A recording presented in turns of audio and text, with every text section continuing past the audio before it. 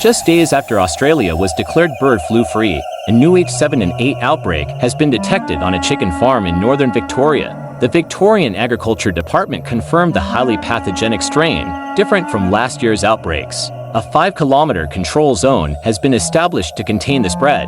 The outbreak follows the federal government's recent declaration that H7 bird flu was eradicated. Authorities are now monitoring the situation closely.